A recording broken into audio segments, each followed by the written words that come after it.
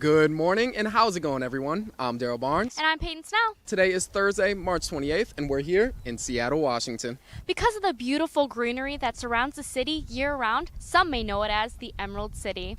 While not everyone knows of this particular nickname, it's common knowledge to the locals who live here.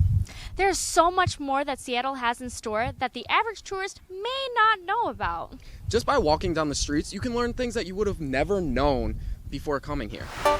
Coming up, we're going to learn about the LGBT community here in Seattle, a library for the reading impaired, A couple interesting traditions and tourist attractions, as well as the upcoming weather. Storm News starts right now.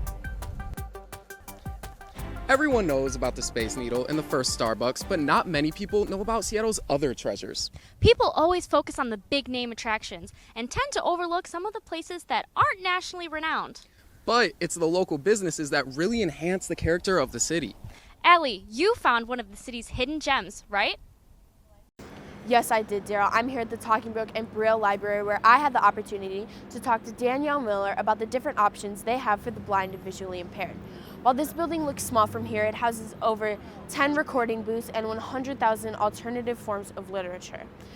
Their mission is to build community and provide equal access to information and reading materials for Washington residents unable to read standard print.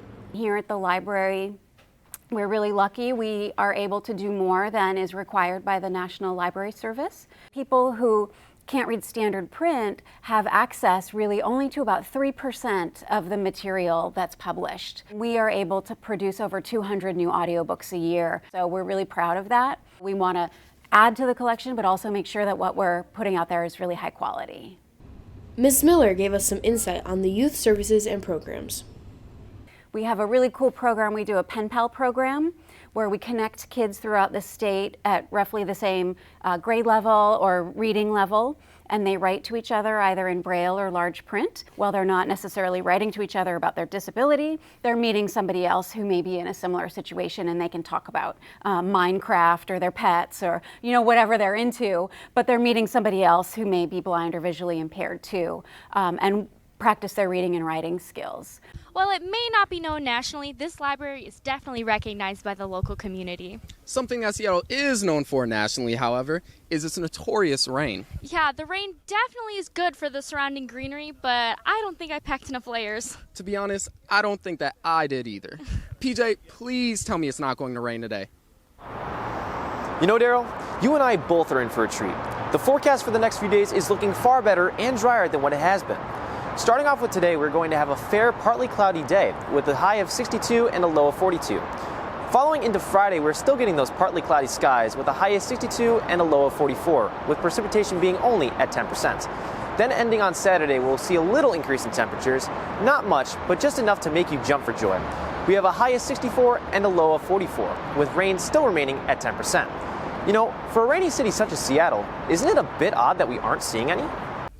Well, PJ, it seems like Mother Nature might just be trying to be nice to us. And the people around here have been just as welcoming as the weather. It seems like people here have a different take on how to treat each other and are quick to accept everyone. Emmy, what's the extent of the welcoming nature here in Seattle? No matter your race, culture, or sexuality, there's always a place here in Seattle that'll welcome you with open arms. Unbeknownst to the rest of the country, Seattle is actually way more modern than you'd actually think. They're extremely progressive and accepting in the LGBT community as well. In fact, they legalized gay marriage 3 years prior than it becoming a federal law.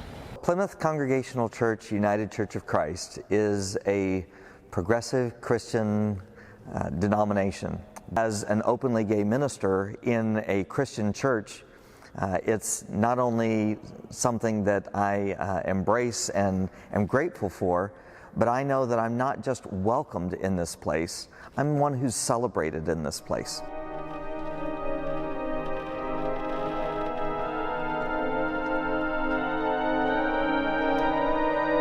Seattle is also the third most LGBT populated city in America, and it shows, even in the most unexpected places.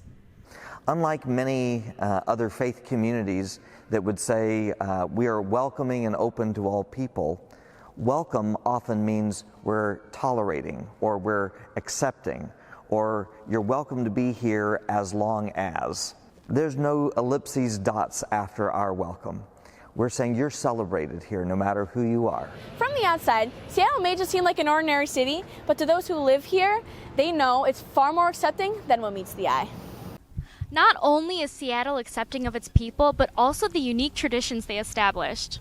In the early 1990s, people waiting outside the Unexpected Productions Improv Theater began sticking pieces of gum to the now famous wall.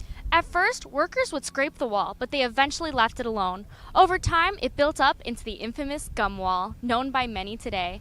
But the gum wall as we know it today is slightly different than the original. In 2015, roughly 20 years after the tradition started, 130 hours were spent scraping over 2,350 pounds of gum off the wall.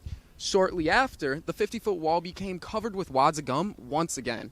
Today, the city embraces it as its quirky tourist attraction. But it's not the only eccentric attraction in Seattle. We'll let Adam break down another Seattle classic.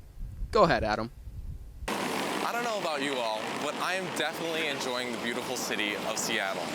Home to things such as the famous ferry boat rides to the Seattle Seahawks. But one thing that you can't miss while stopping by through Seattle is the famous fish markets here at Pike Place Market. And amongst all of these markets, there's one fishing market that stands out. That one is the Pike Place Market Fishing Company.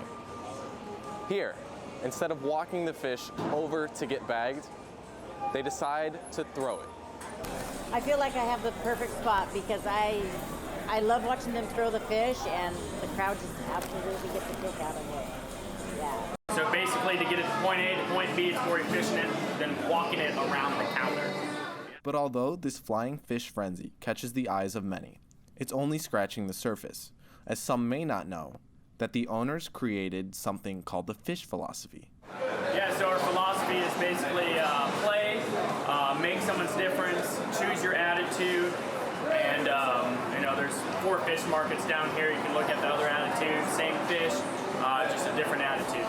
So when you have some free time, come on down and stop by Pike Place Fishing Company, where you won't just get fresh fish, you'll also get an amazing experience. Daryl, I know where I'm spending my free time. How about you? Thanks, Adam. I think my free time is going to be spent admiring the little things that I learned about Seattle that I didn't know prior to visiting.